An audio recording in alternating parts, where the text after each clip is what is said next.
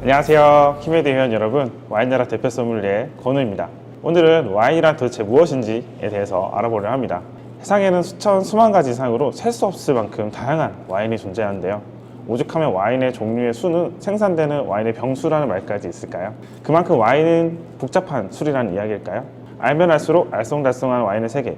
오늘은 와인이란 무엇인지, 또 와인의 종류에는 어떤 것들이 있는지에 대해서 알아보겠습니다. 와인, 한국말로 번역하면 포도주, 프랑스에서는 뱅, 이탈리아에서는 비노, 각기 다른 말로 불리지만 어쩐지 한국말로 부르게 되면 뭔가 좀 어색합니다. 왠지 와인이라고 하면 고급스럽고 우아한 느낌이 들지만 포도주는 마치 집에서 잘 익은 포도를 큰 통에 담아서 설탕, 소주 넣고 만든 술이 떠오르시기도 하시죠. 엄밀히 말하면 이 포도주도 발효에 필요한 당분을 설탕으로 보충하고 부족한 알코올을 높이기 위해서 소주로 보충한 포도로 만든 엄연한 와인입니다. 다만 양조형 포도가 아니라 식용 포도로 만들어서 색과 향이 좀 선명하지도 못하고 발효 후에 남은 잔단감으로 인해서 약간 달짝지근하면서도 신맛이 강한 와인일 뿐이죠. 즉, 포도주는 와인이 아니다 라기보다는 포도주 역시 와인에 포함된다라고 생각하시면 될 것 같습니다.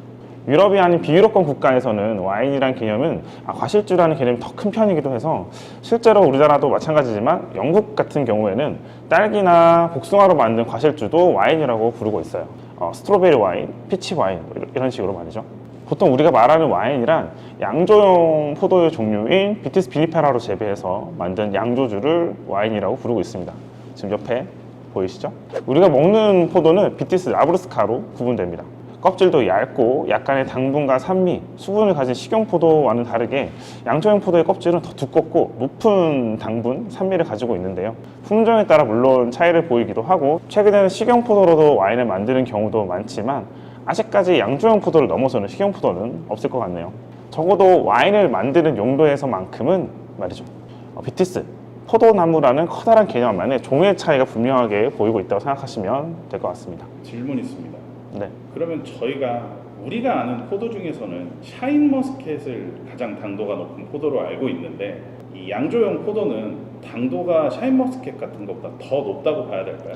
거의 드실 때 너무 달아 쓴맛이 강하게 느껴질 정도로 굉장히 당도가 높아요. 샤인머스켓 같은 경우에도 사실 와인의 포도나무의 종류인 머스켓의 한 가지 종류인데요. 머스켓은 이제 양조형 포도도 있고 이 식용 포도로도 개량이 된 거죠. 그래서 샤인머스켓 같은 경우에도 와인 만들 수 있어요. 보통 요즘에 유튜브에 검색해 보시면 샤인머스켓으로 와인을 만드는 유튜버들이 굉장히 많습니다.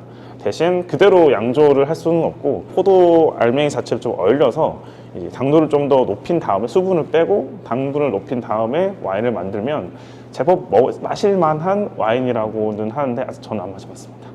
그러면 보통 샤인머스켓 같은 게 몇 브릭스고 양조형 포도 같은 경우는 몇 브릭스가 돼요?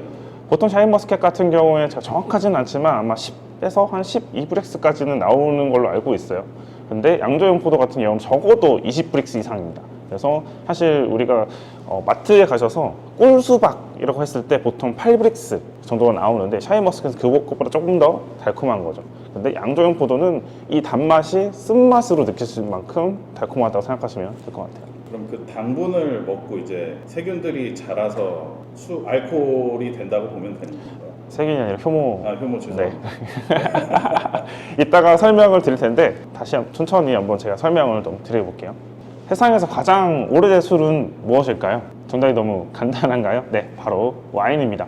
최초의 와인은 자연에서 우연히 웅덩이에 떨어진 포도가 발효되어서 와인으로 만들어져서 8,000년 전에 인류가 발견해서 발전시켰을 가능성이 큰데요. 발명의 역사가 아닌 발견의 역사로 추측하고 있습니다. 포도와 와인의 역사는 인류의 역사와 굉장히 밀접해 있습니다. 포도를 처음 재배하기 시작한 곳은 현재는 서아시아로 추측하고 있어요. 8,000년 전으로 추측하고 있는데 세계에서 가장 오래된 와인의 흔적을 조지아에서 발견했습니다. 조지아, 즉 메소포타미아 문명에서부터 서서히 그리스와 이집트를 거쳐 로마 시대로 접어들면서 유럽 전역의 포도 재배와 와인 양조가 전파됐죠.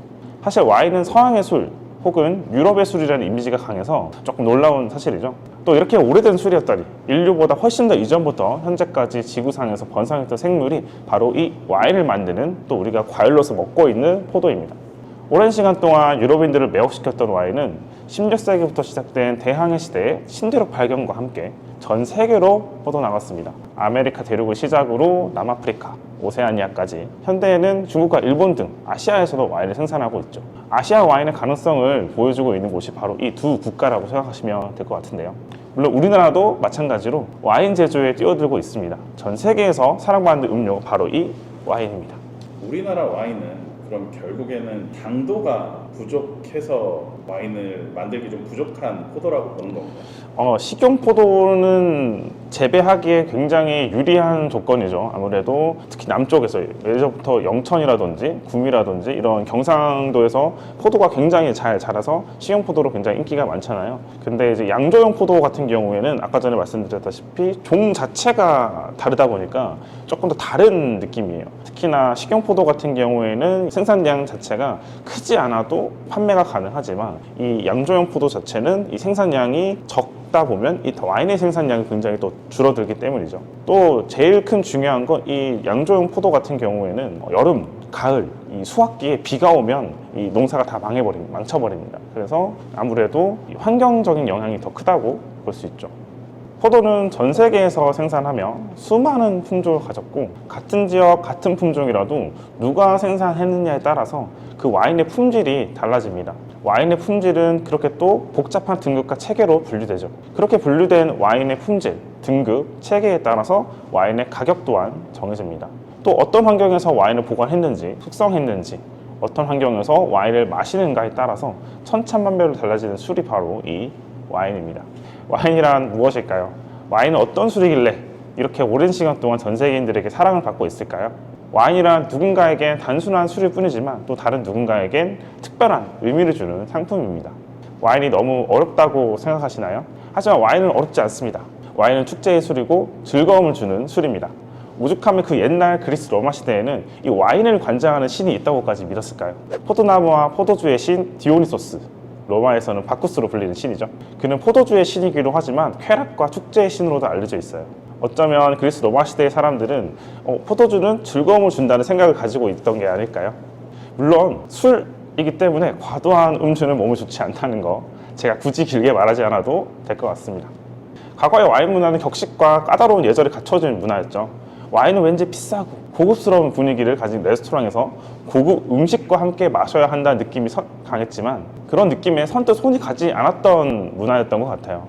하지만 최근에는 이런 고급 음식점뿐만 아니라 다양한 스타일의 음식점에서 와인을 판매하고 있고 집 앞에 편의점만 가셔도 가성비 좋은 와인들을 많이 판매하고 있을 정도로 친숙한 문화가 되어가고 있습니다.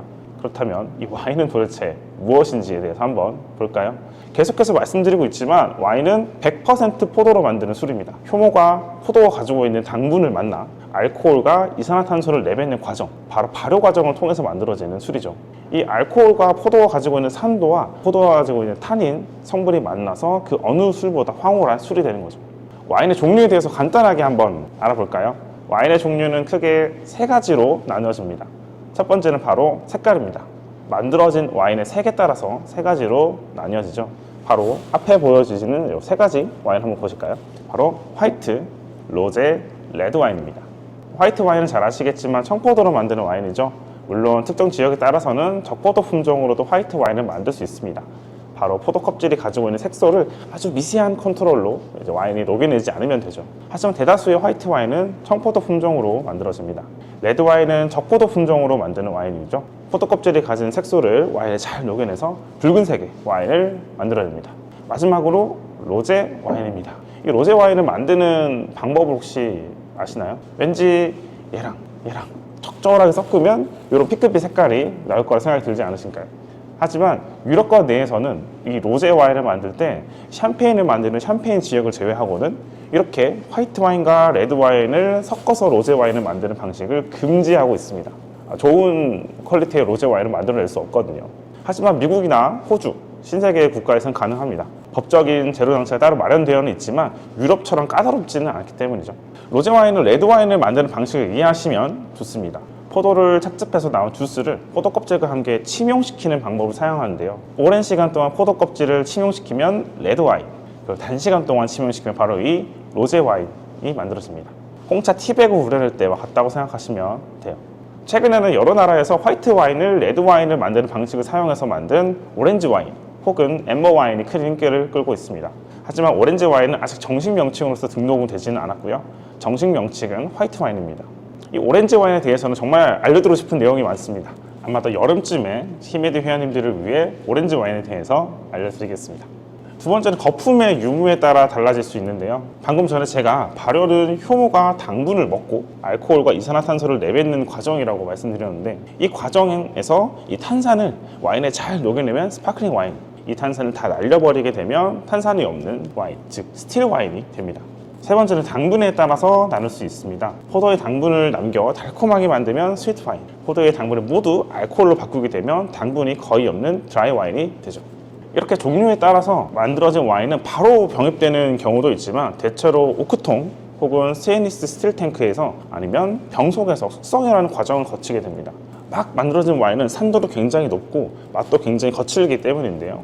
그러면 와인은 오래되면 오래될수록 좋다는 의미로 받아들이면 될까요? 되게 좋은 질문입니다. 평소에도 이런 질문을 굉장히 많이 받게 돼요. 그럼 이런 말이 있죠. 친구와 와인은 오래되면 오래될수록 좋다라는 말이 있는데, 좋은 친구는 오래되면 오래돼서 좋겠죠. 와인도 마찬가지로 좋은 와인이면 좋은 와인일수록 오래되면 오래될수록 좋다고 보시면 되겠죠. 그렇다면 어떤 와인이 오래될수록 좋아지는 와인일까요? 지금 세 가지 와인을 새롭게 가지고 왔는데요. 비슷해 보이시나요? 하지만 이 세 가지 와인의 가격은 굉장히 많은 차이를 가지고 있습니다. 같은 와인처럼 보이지만 왜 가격이 다르고 왜 어떤 와인은 숙성력을 가지게 될까요? 바로 때르와의 차이입니다. 때르와는 프랑스어로 토양과 땅이라는 의미를 가진 용어인데요. 하지만 와인 업계에서의 때르와는 천지인 세 가지의 의미를 가지고 있습니다. 포도밭의 기후, 땅의 구성, 성분, 또 그 모든 것을 책임지고 와인을 만드는 사람의 힘까지 모두 때르와를 의미합니다. 바로 이 때르와가 와인의 차이를 만드는 거죠. 최근에 와인에 대해서 굉장히 여러 가지 오해에 대한 질문도 굉장히 많이 받고 있는데요. 방금 전에 말씀드렸던 것처럼 와인은 오래 두면 오래 둘수록 좋다. 제가 뭐라고 말씀드렸죠? 어떤 와인이냐에 따라 다르다고 말씀드렸죠. 두 번째는 병 바닥에 움푹 파인 부분이 깊을수록 혹은 코르크박의 길이가 길수록 고급 와인이다라는 오해를 가지고 있습니다. 레드 와인의 경우에는 화이트 와인에 없는 타닌이라는 성분을 가지고 있습니다. 바로 포도의 껍질에서 오는 성분이죠. 이러한 성분은 병 속에서 시간을 보내면서 결정화되기 때문인데요. 바로 이러한 와인의 침전물을 쉽게 걸러내기 위해서 병 바닥을 움푹 파인 채로 출시하고 있습니다. 하지만 최근에는 이제 저가 와인들 중에서도 고급 와인으로 보이려고 병 바닥을 깊게 만들고 코르크 마개를 길게 만들어내고 있기 때문에 이 경우에도 어떤 와인인지 자세히 들여다볼 필요가 있습니다. 와인이 어려운 점은 또 이 레이블에 있죠. 영어권 국가에서 만든 와인, 그래도 영어로 적혀 있기 때문에 어느 정도 이해가 갈 수 있지만, 유럽권 국가의 경우에는 영어보다는 생산된 그 국가의 언어로 되어 있기도 하고, 그 나라에서 제정하고 있는 와인에 관련된 법, 테두리 안에서 레이블이 붙여지기 때문에 와인에 대한 관심과 공부가 없다면 내가 구매하려는 이 와인이 어떤 와인인지 잘 모르는 경우가 대부분입니다. 세 가지 와인을 볼까요? 또 다른 세 가지 와인을 가지고 왔는데요. 첫 번째는 와이너리의 이름과 생산지가 적혀 있는 이탈리아에서 생산되는 와인입니다. 마렌고 바롤로라고 적혀져 있는데요. 마렌고는 와이너리의 이름, 바롤로는 이 와인의 종류 혹은 와인의 생산지입니다. 바롤로는 이탈리아 피에몬테라는 지역에 위치해 있고, 바롤로는 100% 네비올로 품종으로 만들어지고 있다는 걸 알고 있다면 이 와인을 구매하실 때 내가 지금 원하는 종류의 와인인지 알 수 있겠지만, 이 사실을 모른다면 바롤로가 어떤 와인인지 어떤 맛을 가지고 있는지 알 수가 없습니다. 두 번째 와인을 볼까요? 이 와인은 샤또 마고라고 적혀져 있습니다. 뒤쪽에 보시면 작은 글씨로 마고라고 적혀져 있네요. 마고 지역은 프랑스 보르도 지역의 마을이며 까베르네 소비뇽 품종을 중심으로 와인을 만들고 있죠. 세 번째는 뉴질랜드의 와인입니다. 오이스터베이 소비뇽 블랑이라고 적혀져 있네요. 이 와인은 친절하게도 품종이 어떤 건지 와인의 이름에서부터 나와 있죠. 이처럼 와인이 먼저 발전한 유럽권에서는 대체적으로 소비자들에게 친절하지 않습니다. 반면에 후발주자의 신대륙의 와인들은 소비자들에게 더 쉽게 다가가기 위해서 여러 가지 노력을 기울이고 있죠. 최근에는 유럽의 와인들 중에서도 소비자들에게 더 쉽게 다가가기 위해서 품종의 이름을 적는 경우가 많지만 아직까지는 많지는 않습니다. 또 와인 레이블에 적혀져 있는 숫자가 빈티지라고 불리는 것은 알고는 있지만 이 빈티지가 어떤 의미를 가지고 있는지 모르시는 경우도 있죠. 먼저 빈티지는 와인을 만든 연도가 아닌 포도를 재배했던 연도입니다. 두 번째 보여드렸던 이 샤또 마고 같은 경우에는 2016 빈티지라 적혀져 있는데요. 2016 같은 경우에는 2016년도에 이 와인을 만들었다기보단 2016년도에 재배한 포도를 가지고 이 와인을 만들었다고 생각하시면 될 것 같습니다. 이 샤또 마고 같은 경우는 소위 말하는 프리미엄급 명품 와인인데요. 보통 한 병에 신규 빈티지의 경우 한 100만 원 정도 판매되고 있죠. 이러한 명품 와인들은 높은 품질과 평가를 받게 되는 경우가 많고 그 희귀성을 인정받으면서 수성에 따라 발전되는 맛을 가지고 있죠. 컬렉션이나 혹은 투자의 대상이 되기도 합니다. 이러한 명품 와인을 살 때는 어떤 점을 주의해야 할까요? 최근에 세상에서 가장 비싼 와인이라고 알려져 있는 로마네 꽁띠 와인에서 납성분이 나와서 수입이 금지되는 사건이 벌어졌는데요. 알고 보니 이 로마네 꽁띠 가짜였습니다. 세상에는 명품 와인의 병 안에 저렴한 와인을 넣어서 판매하는 가짜 와인도 존재합니다. 몇 년 전에는 유명한 이탈리아 레드 와인인 사시카이아가 가짜 와인이 한국에 대량으로 유통되는 사건도 발생했었죠. 바로 사시카이아를 수입하던 수입사가 정식 수입사가 아닌 병행 수입을 통해서 수입되었던 가짜 와인이었죠.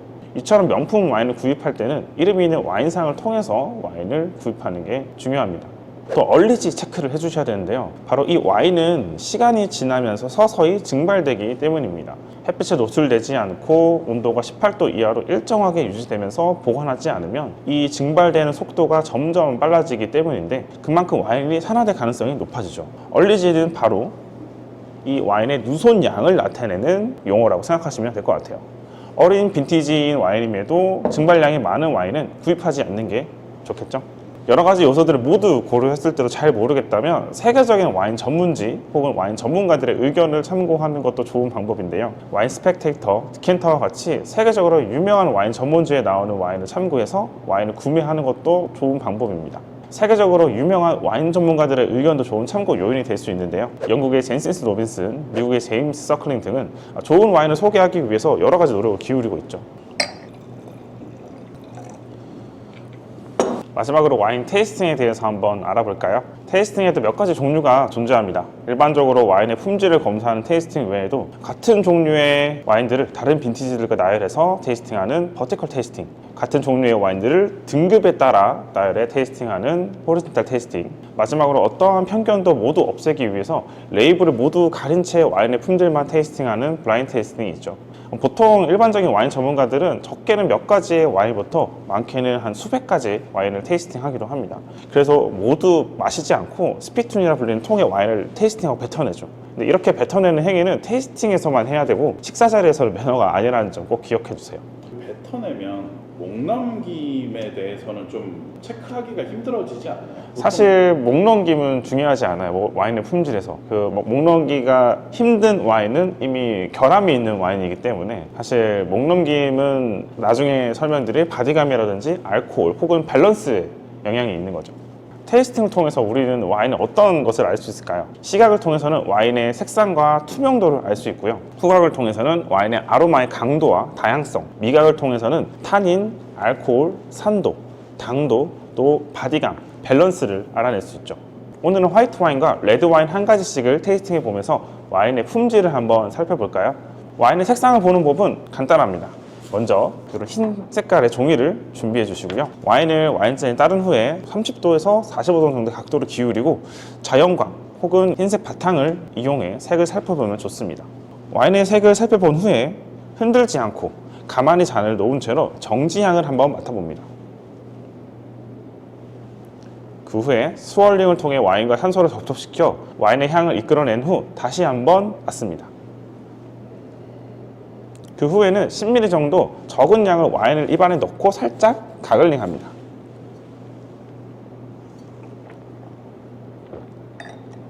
이 과정 후에 와인을 좀 더 입안에 넣어 빨대로 음료수를 마시듯이 공기를 짧게 들이키고 와인을 마시면 됩니다.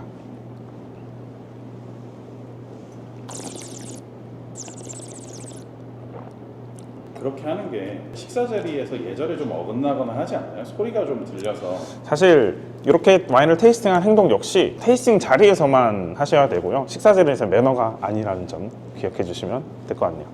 화이트 와인의 경우에 연한 볏짚색, 그냥 볏짚색, 금빛 호박색 등으로 색상을 분류합니다. 지금 준비한 와인은 에릭 루이지 뿌이삐메라는 화이트 와인인데요. 프랑스 루아르 지역에서 소비뇽 블랑 100%로 만드는 화이트 와인입니다.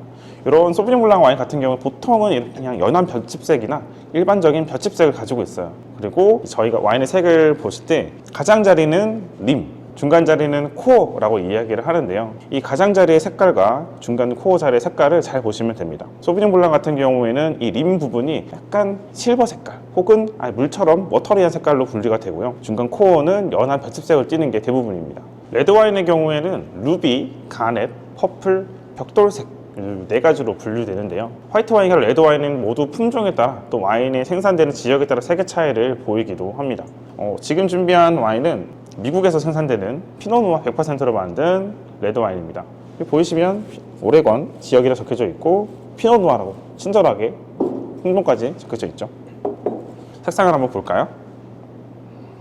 피노누아 같은 경우에는 와인의 포도의 품종 중에서 껍질이 얇기로 굉장히 유명한 품종입니다. 이 껍질이 얇으면 얇을수록 이 와인의 색깔도 역시 연해지는데요. 지금 보시면 연한 루비 색깔을 띠고 있죠. 와인이 점점 나이를 먹게 되면 어떻게 될까요? 레드 와인의 빨간색은 점점 오렌지빛이 섞여가면서 색상이 빠지면서 희미해지다 결국 갈색이 됩니다. 화이트 와인의 경우에는 점점 색상이 짙어져 가면서 같은 갈색이 되죠. 100년이 넘은 와인의 경우에는 이 와인이 처음에 화이트 와인이었는지 레드 와인이었는지 쉽게 구분할 수가 없을 정도죠. 와인을 다시 한번 스월링 해볼까요?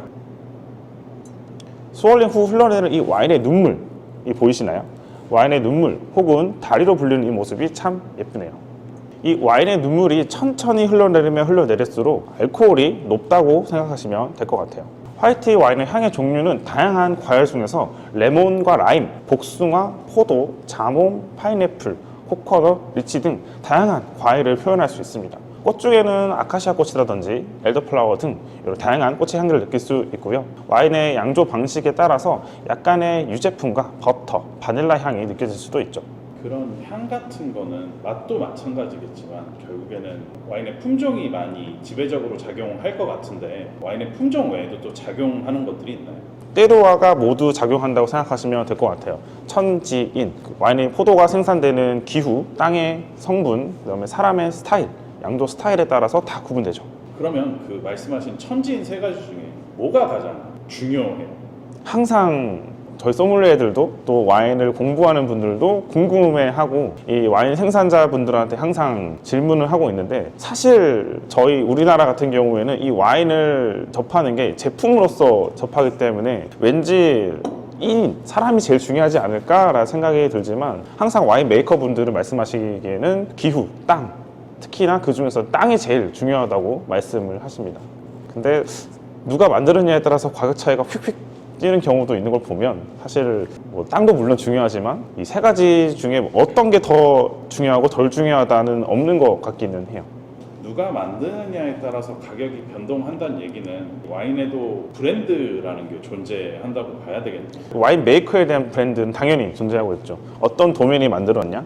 아니면 그 도면 안에서 예를 들어서 할아버지가 만들었던 방식이 있을 수도 있고 아니면 아버지가 만든 방식이 있을 수 있는데 이제 막 물려받은 아들이 과거의 그런 클래식한 느낌은 이제 버려야 되겠다. 그래서 모던하게 만들었을 경우에 평가가 굉장히 더 좋아지는 경우도 있고요. 반대로 굉장히 악평을 받아서 가격이 폭락하는 경우도 많습니다.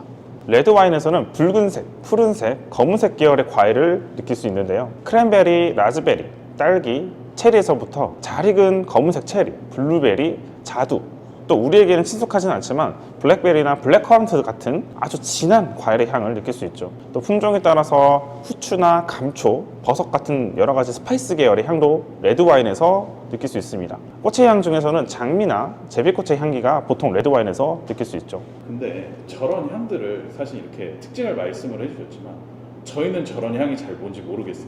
그래서 사실 이 향을 표현하는 게 초보자분들이 제일 어려워하시는 것 같아요. 도대체 어떻게 표현해야 될지 모르겠다라고 말씀하시는 게 많은데 드셔보셨던, 맡아보셨던 모든 것을 다 표현하시면 될 것 같아요. 정답은 없습니다. 그냥 느끼는 대로 말씀해 주시면 됩니다. 그리고 또 사실 옆에서 누가 이 향이 나는 것 같아 라고 그러면 다 그 향이 나는 것 같아요.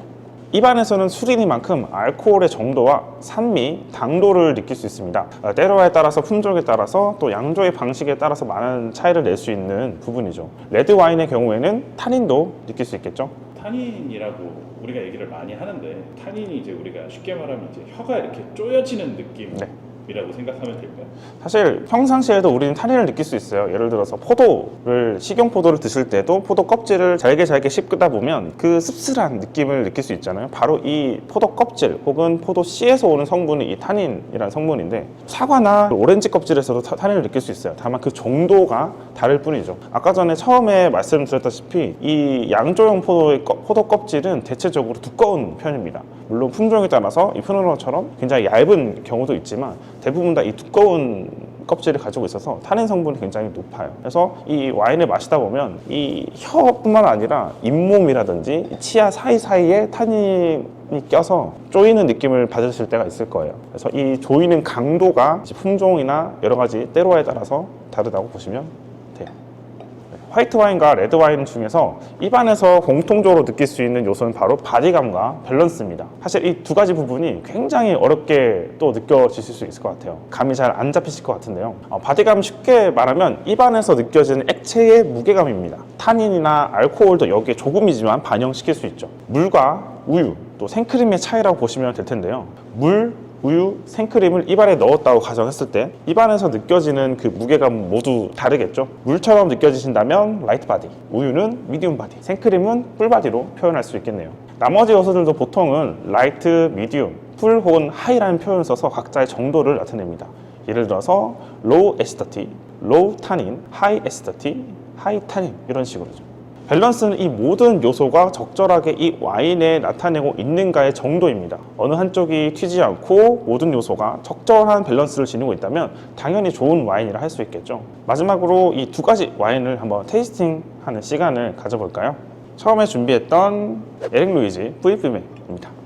와인을 기울여 보면 중간 코어 부분은 연한 볏짚 색깔을 지니고 있고요. 림 부분에는 굉장히 실버, 워터리한 색깔을 가지고 있습니다. 그래서 보통 이 색깔을 통해서도 약간의 품종을 유추를 해볼 수가 있어요. 지금은 품종을 모두 알고서 테이스팅 하는 거지만 만약에 블라인드 테이스팅을 가정을 했을 때 이렇게 연한 볏짚색을 가지고 있다면 이 와인이 그렇게 더운 지역에서 나온 와인이 아니라 약간의 서늘한 지역에서 나온 와인이겠구나 생각할 수 있어요. 더운 지역에서 생산되는 와인일수록 굉장히 코어 부분이 진해지기 마련이거든요. 또 품종도 유추해 볼 수 있는데요. 당연히 진한 색깔을 가진 품종이 아닌 연한 색깔을 가진 품종이라고 추측해 볼 수 있겠죠. 향을 한번 맡아볼까요?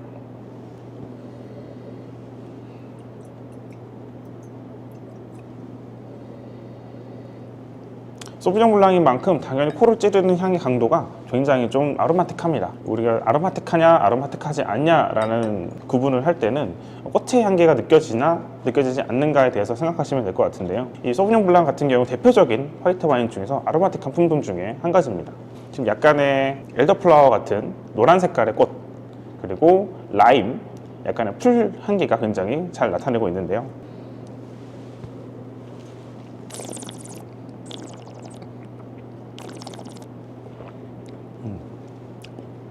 입안에서도 마찬가지로 굉장히 다채로운 향기를 느낄 수 있습니다. 또 소비뇽 블랑 같은 경우가 산도가 굉장히 높은 품종이에요. 지금도 침이 계속해서 나오고 있는데 이럴 경우 저희는 하이 에시더티로 표현할 수 있겠죠. 바디감은 굉장히 가벼운 느낌의 라이트 바디, 또 알코올도 그렇게 높지 않는 미디움 알코올 정도로 표현할 수 있겠죠.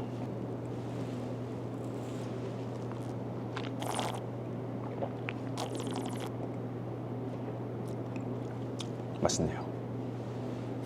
두 번째는 레드 와인입니다. 미국 오레곤주에서 생산되는 피노누아 100%로 만드는 와인이죠. 마찬가지로 레드 와인을 기호로 봤을 때 약간의 코어 부분은 루비 색상, 그리고 림 부분은 핑크색 빛깔을 내는 것으로 추측할 수 있습니다. 레드 와인의 경우 색상을 보는 것만으로도 여러 가지 품종을 유추해 볼 수 있습니다.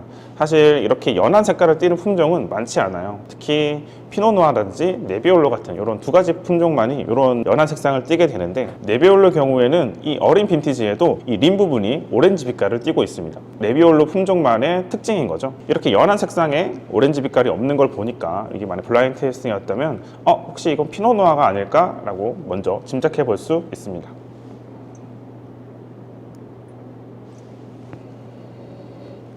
강렬한 딸기와 체리 향이 굉장히 코를 찌르는데요. 그리고 약간의 장미향을 느낄 수 있습니다. 피노누아도 마찬가지로 이 레드 와인 중에서 굉장히 아로마틱한 품종 중에 한 가지거든요.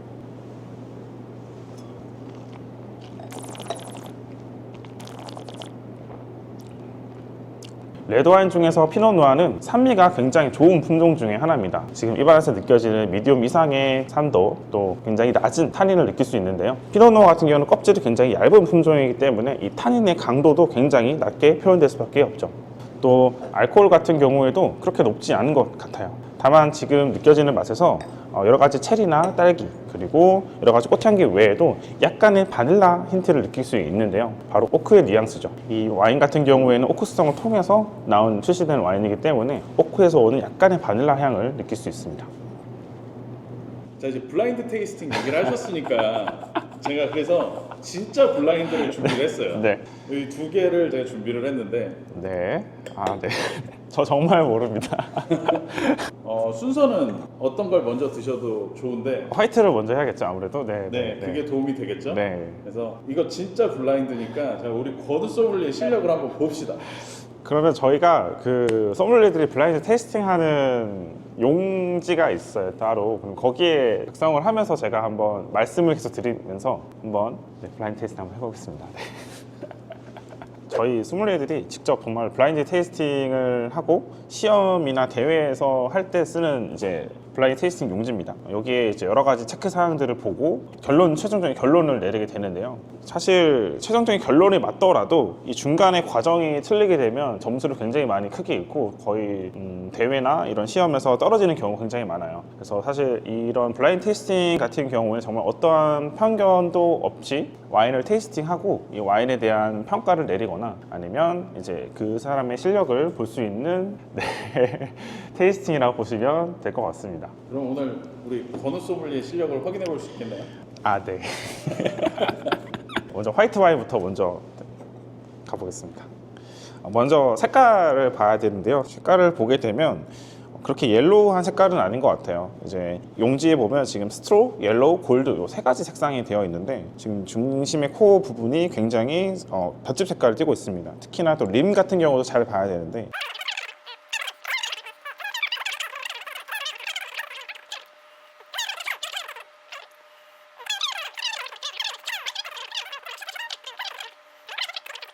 너무 자세하게 했다가 망신당하는 거 아니에요?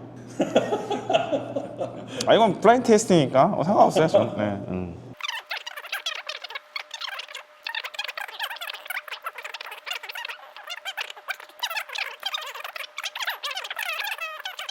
네. 오래 걸리네요. 원래는 한 가지나 3분 정도 시간이 주어집니다. 레드는 3번으로 갑시다. 레드 3분으로? 네, 그렇죠. 너무 오래 쓰고 그러면 저 설명하면서 아까 전에 말씀드려서 이게 아마 제가 열심히 하는 모습이 나왔을 텐데 레드 와인은 그냥 말하지 않고 그냥 제가 그냥 정말로 시험에 임했다 생각하고 체크를 한번 해볼게요. 레드 와인.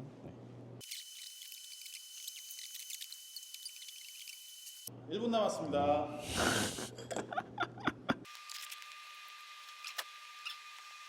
네, 끝났습니다. 네. 자, 두 개 다 생각 다 하셨나요? 네. 카메라 보고 해주세요. 네, 알겠습니다. 네. 그러면 네. 정답을 말씀해 주실래요? 네, 첫 번째 화이트 와인은 제 생각에는 설명하지 않고 그냥 답만 말하겠습니다. 그러면 프랑스 부르고뉴의 레지오날 등급의 샤르도네 품종으로 저는 생각을 했고요. 레드 와인이 조금 어려웠는데 저는 개인적으로 레드 와인은 프랑스 보르도의 까베르네 소비뇽으로 했습니다. 네. 자, 빈티지는 그렇게 오래되지 않았고 두 가지 다 좀 최신 빈티지 같아요. 네. 자, 첫 번째는 네. 맞추셨어요. 첫 번째는 레지오날은 아니고 빌라주네요. 그래도 네. 그래도 어느 정도 근사체 정답을 맞추셨고 네. 두 번째 레드도 절반 정도의 정답인 것 같아요. 굉장히 잘 만드네요.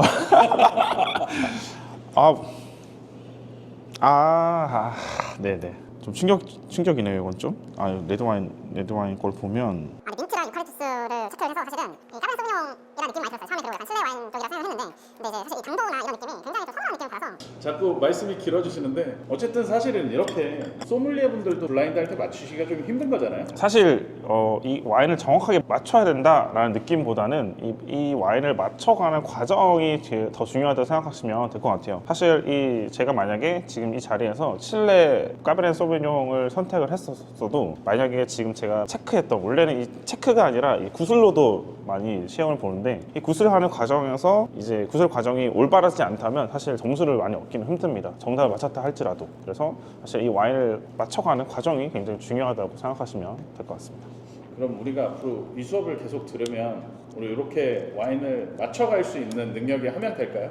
점점 갈수록 이 와인에 대해서 충분한 지식을 드릴 예정이에요. 특히나 여러 가지 품종이나 지역에 관해서 굉장히 너무너무 다양하기 때문에 이 품종 같은 경우에는 300가지가 넘게 있거든요. 그래서 사실 그 모든 품종을 다 외울 수는 없지만 그래도 시간이 지나면서 점점점 정말로 1년 후에는 이런 블라인드로도 와인을 맞출 수 있는 그런 실력을 가질 수 있게 제가 열심히 해보겠습니다. 오늘 어떠셨나요? 와인에 대해서 감이 좀 잡히셨나요? 아직 잘 모르겠다라고 하셔도 괜찮습니다. 걱정하지 마세요. 저 건우 소믈리에와 천천히 가시면 됩니다. 여러분 아직 와인에 대해서 걸음마도 시작하지 않은 단계이신 거예요. 다음 달에는 더 재밌는 내용으로 여러분을 찾아뵙겠습니다. 감사합니다.